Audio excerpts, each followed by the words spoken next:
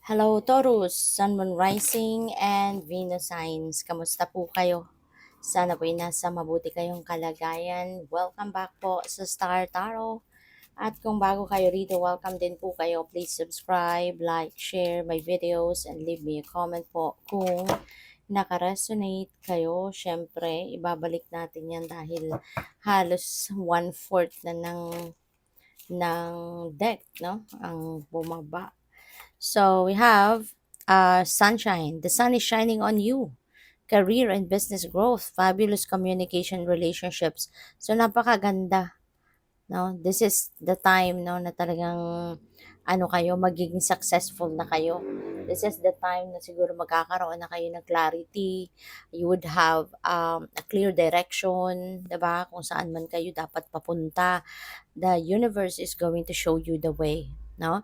So things are going to fall into its right places na from here on sa buhay mo, sa karera mo, sa negosyo mo kung meron, and even in your relationships, no? Magkakaroon na kayo ng mas magandang samahan, harmony, love, 'di ba?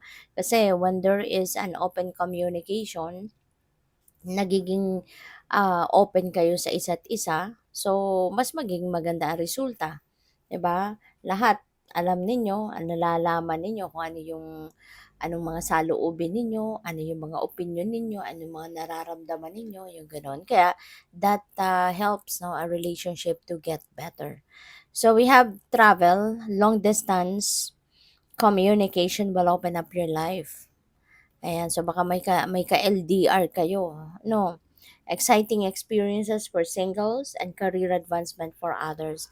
So, pupuwedeng meron ditong travel na gagawin, no? Ang iba sa inyo Taurus, and if you are single, pupuwede, no, na yung mga may experience mo during this travel is really going to contribute sa buhay mo na maging mas masaya ka, mas marami kang matututunan sa buhay, yung mga ganyan. And excitement, no? There's a lot of excitement ako napipick up dito. And for others of you naman, baka mag-o-open up dito yung mga panibagong career path or career opportunities na will open up for you at this time. So what else? We have challenges. Take time out from problems or conflicts or approach softly to avoid making matters worse. Okay? So, baka marami na kayong problema, marami na siguro kayong pinoproblema, marami nang gumugulo sa isip mo, marami nang gumugulo sa buhay mo. So, yun, it's about time na, 'di ba? Na pagpahinga ka din muna from that. Stay away, no? Stay away from problems, stay away from conflicts, no?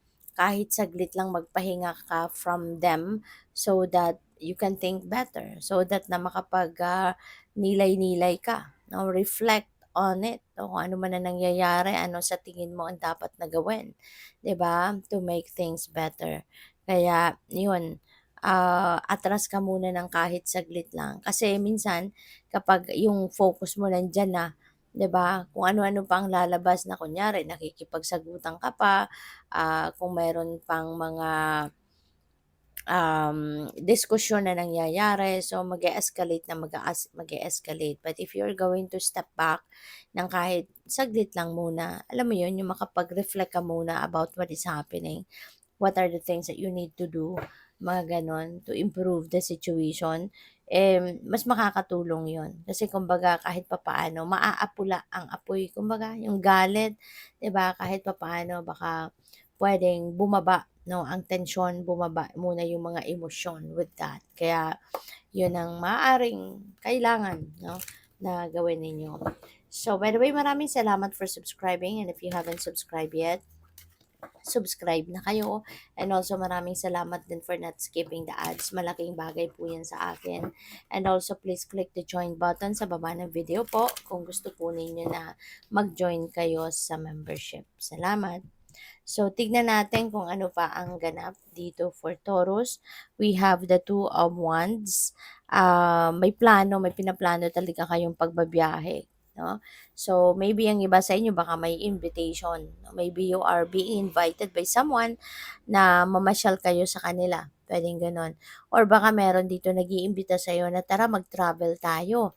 'Di ba? Mamasyal tayo or pumunta tayo somewhere, 'di ba? Doon na tayo magtrabaho, doon na tayo mamuhay. So baka may ganon and you are making you are strategizing right now. You're making plans.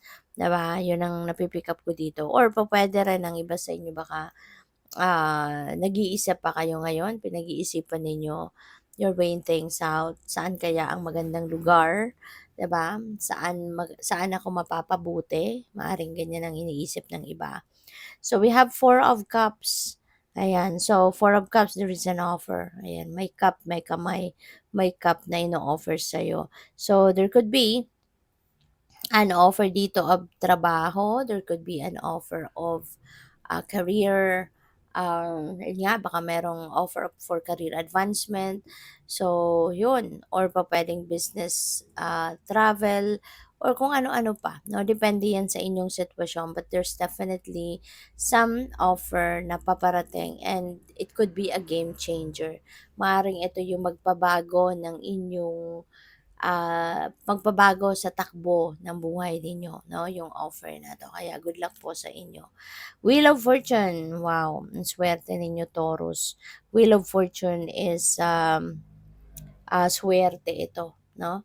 Dadating na ang swerte sa buhay mo, mababago na talaga ang takbo ng buhay mo sa ngayon and this change is for the better kasi si Wheel of Fortune, this is good luck and good fortune, hindi lang sa iisang area of life but this could be in various areas of life. Magkakaroon kayo ng pagbabago, ano, merong magaganap na pagbabago at saka Taurus,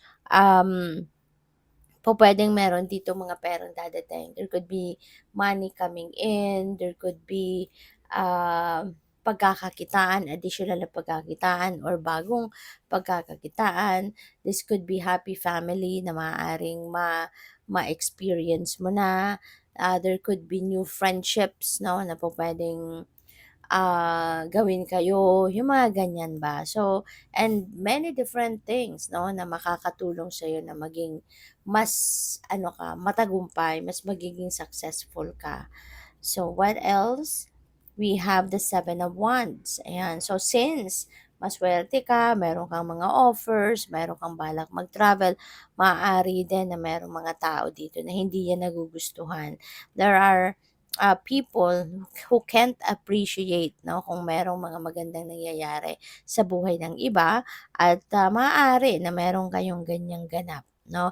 Maaaring meron ditong taong talagang hindi sila matutuwa na ikaw ay nagiging successful, hindi sila matutuwa na ikaw ay merong magandang nagaganap sa buhay mo, yung gano'n. Kaya eto, may merong tali sa ulo, parang handang-handa kang lumaban, handang-handa kang harapin, sugurin ang kung sino man dito na maaaring naninira sa'yo or maaaring um, nang-i-intimidate sa'yo or kung ano pa man ang mga hindi magandang ginagawa towards you or sinasabi towards you.